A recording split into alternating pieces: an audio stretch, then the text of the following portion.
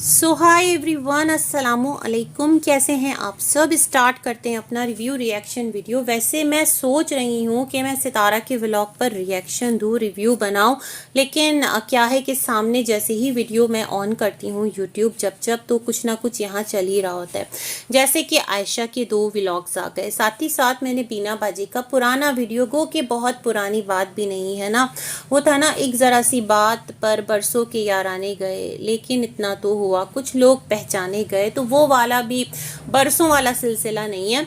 जो बीना बाजी फुप्पो के घर गई थी और बाइक पे बैठकर भूम भूम करते हुए शाहरुख की, तो मैं बहुत हैरान हूँ कि अरे बीना बाजी कमाल करती हैं, धमाल करती हैं। यानी कि आप रह रही हैं नैना के घर में और उसका हस्बैंड भी वहीं मौजूद है। अगरचे कि हस्बैंड है, अगरचे कि उसकी शादी हो गई है और वो अपने हस्बैंड के साथ है, तो क्या उसका हस्बैंड ये बात गवारा करेगा कि वो आदमी जो कि नैना का एक्स है और वो नैना को तो देता ही देता है गालियां, लेकिन साथ में क्या करता है कि जो उसका प्रेजेंट हस्बैंड है उसको भी रज के एवरी टाइम धोता धुलाता रहता है। तो क्या वो बर्दाश्त करेगा, उसका जो गैरत का लेवल है वो इस चीज़ को टॉलरेट करेगा कि उसकी सास मोहतरमा जो हैं वो उसके साबका जो भी एक बीवी का शौहर है उसके साथ बाइक पर घूमती फिरें। ठीक है भाई, आप रिश्तेदार भी हैं और शाहरुख अपनी सास का चचाजाद भाई भी है।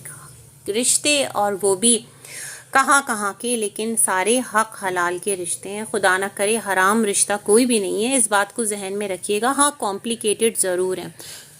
तो क्या है जनाब कि ये जो है पहुंची थी फुप्पो के घर और फुप्पो को दिखाना मतलब जहां से सिरा मिले ना। जैसे काशिफ साहब ने रमज़ान अनीता को कैसा सेलिब्रिटी बना डाला था और रमज़ान अनीता जो हैं वो जब जब जाते थे गांव तब हवा चलती थी फेम की, नेम की। एक अजीब ही ना भाग दौड़ मची हुई है, लोगों की अक्लें काम नहीं करती और वो अपनी अक्ल के मुताबिक चीज़ों को डॉट से डॉट मिला, ये वाली ना ताल से ताल मिला, तो डॉट से डॉट मिला करके आगे बढ़ते चले जाते हैं।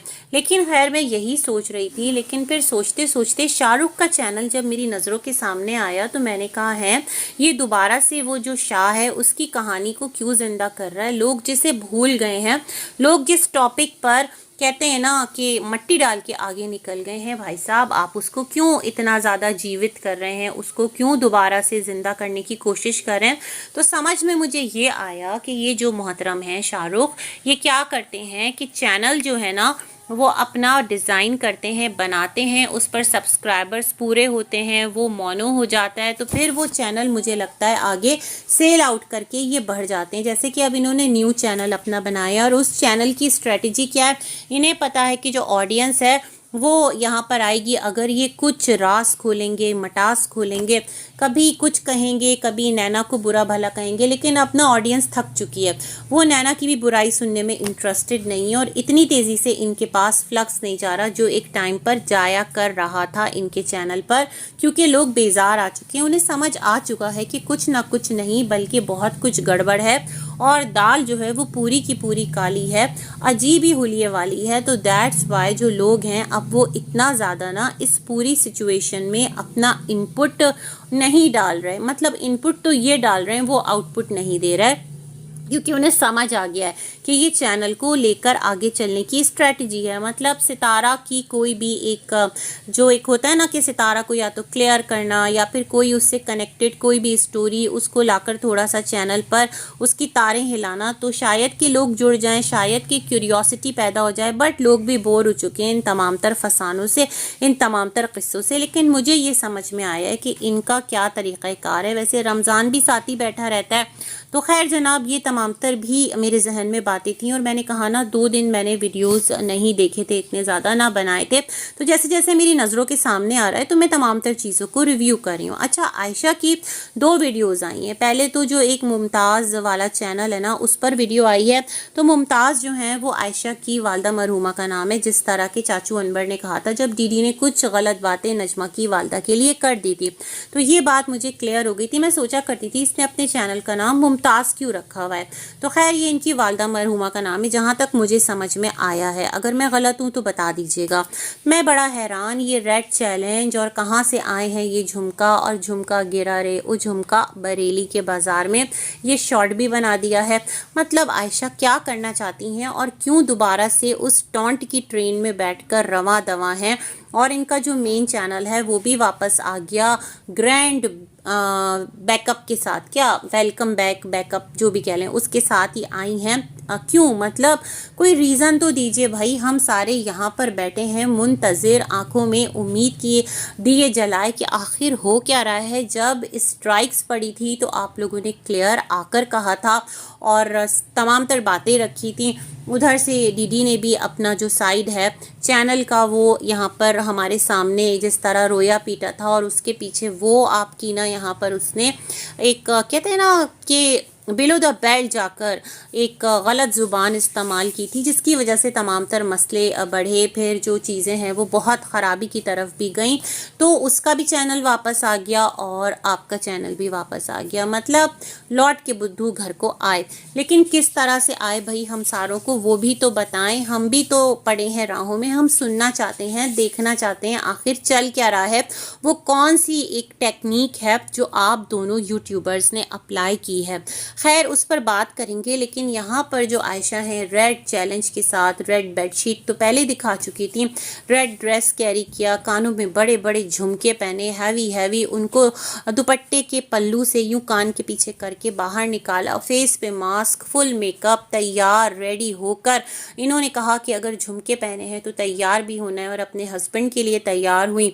और फिर वो सॉन्ग भी गुनगुनाया, सोना कितना सोना है सोने जैसा मेरा मन, और क्या सुन ज़रा सुन क्या कहती है, कुछ आगे इसी तरह से इन्होंने गाया। तो क्या मतलब अचानक क्यों दोबारा ये सिलसिले स्टार्ट हो गए, मैं यही सोच रही थी कि चल क्या रहा है। तो फिर इनका जो दूसरा चैनल है वहाँ पर एक वीडियो आ गई है जहाँ पर इन्होंने कहा है कि बैक से, मतलब जो एक सिलसिला है वो रुका नहीं है, थमा नहीं है। पहले तो अब्बू और बाजी के थ्रू इन तक अप्रोच की जाने की कोशिश हो रही होती थी, मतलब इनको रुकवाया जा रहा होता था, इन्हें थोड़ा सा थामा जा रहा होता था। लेकिन अब क्या है कि जो नंबर्स हैं ना वो इनकी सास ससुर और शौहर से होते होते इनके सास ससुर के नंबर्स पर भी कॉल्स आ रही हैं, और इनका कहना है कि वो नंबर्स किसने दिए हैं। जाहिर सी बात है भाई, जिसके पास आपके इन लॉस के नंबर्स होंगे उन्होंने दिए होंगे, और कौन देगा। और वैसे भी आप लोग जिस जगह पर रहते हैं, मतलब जिस तरह आपकी बिरादरी एक पूरी क्या कहते हैं मकड़ी की जाली की तरह ना हर तरफ फैले हुए हैं सारे लोग, तो उनके लिए यहाँ से ये तमाम तर चीज़ें करना क्या मुश्किल बात है। मेरा नहीं ख्याल कि ये बहुत मुश्किल चीज़ है। तो ये यही कह रही थी कि अभी भी जो इनको सुकून से रहने नहीं दिया जा रहा है और किस तरह से इनका चैनल वापस आया है ये यही जानती हैं। इन्होंने भी कोशिश की है अपने मेन चैनल के लिए, और कुछ और बातें भी कर रही थी इसी तरह से, लेकिन बताया नहीं। मतलब देखें, आप सारी बातें आकर कर रही हैं, और अगर आप से डीडी ने जिस तरह से भी चैनल वापस लिया है, मतलब एक थ्रू अगर एक प्रोसेस चला होगा तो भाई उसको बताने में यहाँ पर क्या हर्ज है। जैसे आयशा बोल रही होती है मैं वक्त आने का इंतज़ार कर रही हूँ कि जब वक्त आएगा तो मैं वो बात करूँगी। भाई राइट टाइम तो यही है। आप दोनों के चैनल्स वापस आ गए, उधर वो तमाम तर बातें आकर कर रहे होते हैं मिस्टर डीडी, बट उन्होंने भी चैनल से रिलेटेड कोई अपडेट नहीं दी। अभी तो वो अपने कपड़ों की ख़रीदो फरोख्त पर लगे हुए हैं। और मैं कुछ कमेंट्स पढ़ रही थी, लोग डीडी से बहुत नाराज़ हैं, उसको जो है ना कह रहे हैं कि बस अब जो है ना तुमने बहुत पागल बनाया, तुम्हें अनसब्सक्राइब कर देंगे। मतलब हो क्या रहा है, चल क्या रहा है, कहानी क्या है और माजरा क्या है। ये तमाम तर चीज़ें कितनी ज़्यादा ना मिस्टीरियस हैं, कितनी ज़्यादा अजीब हैं।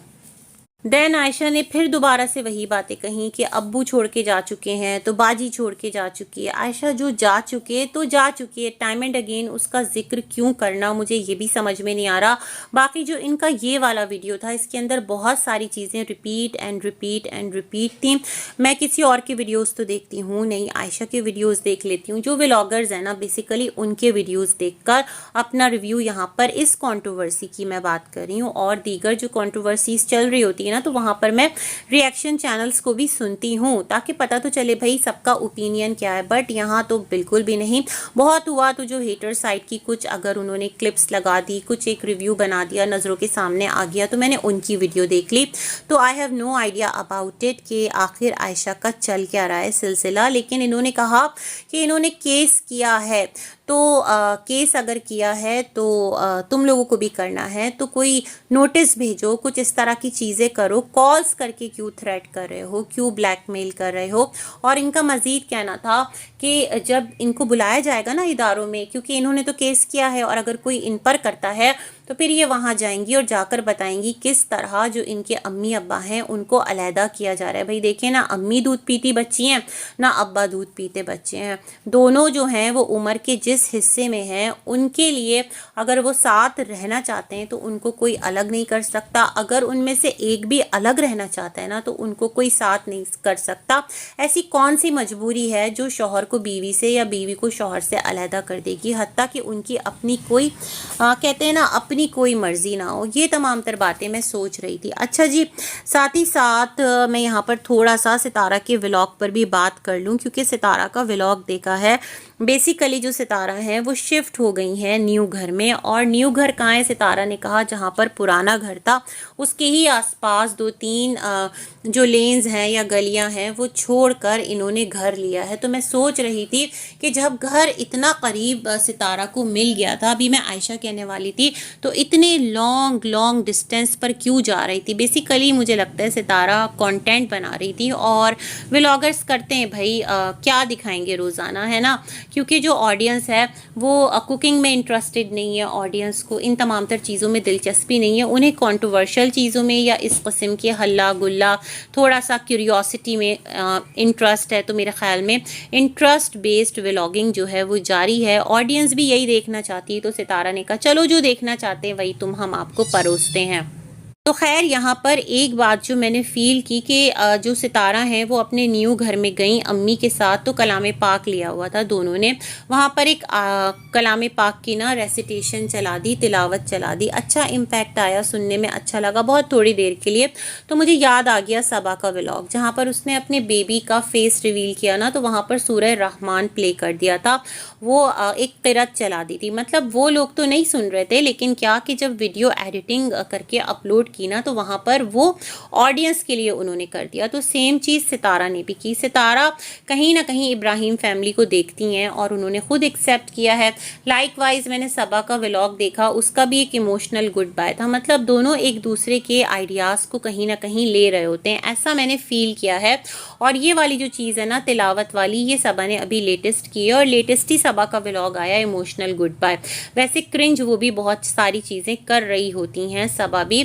खैर तो क्या है कि हाँ जी, तो यहाँ पर ये लोग इस नए घर में आए, इन्होंने रैक में कलाम पाक रखा, सितारा की अम्मी ने रखा, और जिस तरह रख कर दुआएं मांग रही थी ना कलाम पाक रख कर, तो ऐसा कोई मुरव्वजा तरीका नहीं है। मतलब आप कलाम पाक रख रहे हैं और वहाँ हाथ रख कर इस तरह से दुआएं करें, मतलब ये तमाम तर चीज़ें नहीं है। दुआ मांगने का एक अलग हिसाब किताब है। आपने कलाम पाक रख दिया, सुकून से बैठें, अपनी बेटी को दुआ दे दें, मतलब वो एक पर्टिकुलर जेस्चर वहाँ से जा रहा था, तो मैं इसलिए बोल रही हूँ। अदरवाइज़ देखें नियतों का हाल अल्लाह जानता है, लेकिन हमें जो चीज़ नज़र आ रही है ना, थोड़ा सा उसको मैं बयान करना चाह रही थी। पता नहीं मैं बयान कर पाई हूँ नहीं कर पाई हूँ। खैर बहुत अच्छा किया कि घर में सबसे पहले आपने कलाम पाक जो है वो रखवाया, कुरान ख्वानी भी करवाई, और यही काम जो है सबा भी करवा रही होती है। मुझे ये समझ में नहीं आता कि कुरान खुद क्यों नहीं पढ़ते सारे लोग बैठकर। मतलब जो आपके दोस्त रिश्तेदार हैं जिनको बुलाकर गैदरिंग करवा के आप लोग फन करते हैं,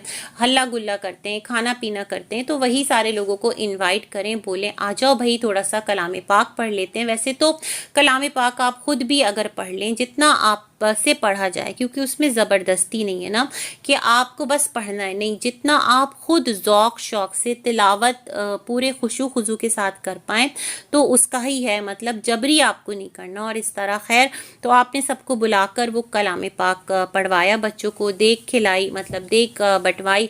अम्मी का जो बेडरूम है वो उनको फर्स्ट फ्लोर पर मिला है। मैं सोच रही हूँ अम्मी के पैरों में तकलीफ़ रहती है, चलो ठीक है किसी टाइम तकलीफ़ दूर हो जाती है, बट रोज़ आना, फर्स्ट फ्लोर पर ऊपर जाना, फिर फर्स्ट फ्लोर से नीचे आना, क्या ये चीज़ मतलब अम्मी के लिए ठीक है?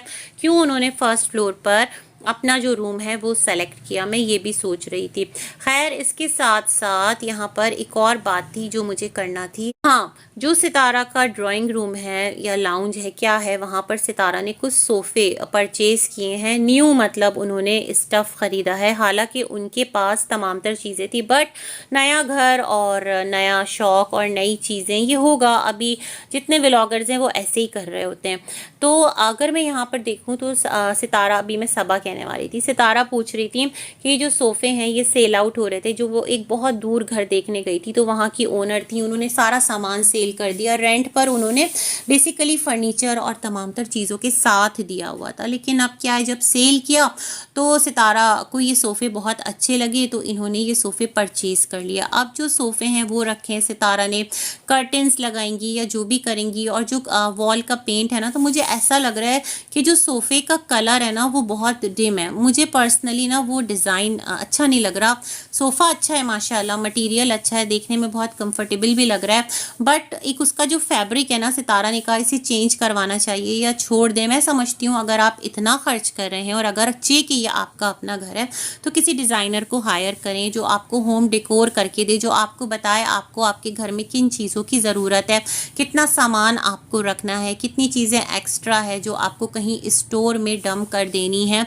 ये तमाम तर बातें भी बहुत मैटर करती है। सोफ़ा मुझे अच्छा लगा, बट जो उसका कलर है ना, फैब्रिक का डिज़ाइन, वो मुझे इतना ज़्यादा पसंद नहीं आया। चॉइस सबकी अपनी, और सितारा के घर में बच्चे भी हैं और इस तरह का जो कलर है या फैब्रिक है वो बहुत जल्दी मैला भी हो जाता है। इन तमाम तर चीज़ों को मेंटेन करने के लिए फिर उतनी ज़्यादा आपको सफाई भी चाहिए, आपको हाउस हेल्प भी चाहिए। अब इतने बड़े घर को आप खुद तो झाड़ू पोछा नहीं करेंगे या खुद तो मैनेज नहीं करेंगे। इट्स वेरी मच श्योर कि ये तमाम तर चीज़ें करना है। तो मैं ये भी सोच रही थी, और वो सारे प्लांट्स के जिसकी वजह से सितारा को ये घर लेना पड़ा, क्योंकि प्लांट्स जो छत पर रखे थे माहौल बनाने के लिए, सर्दी में बैठने के लिए, और जो पिटबुल है उसको भी आगे रवाना किया जा रहा था, तो उन प्लांट्स को पानी ही नहीं मिल रहा था अकॉर्डिंग टू सितारा।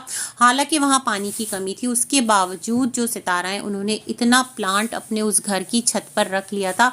मैं यही सोचती हूँ कि क्या रीज़न हो सकता है कि इतना सब कुछ एक जगह कलेक्ट करने के बाद आपको मूव करना पड़े ना। ये भी बड़ा एक अजीब सा ही कोई सिलसिला है।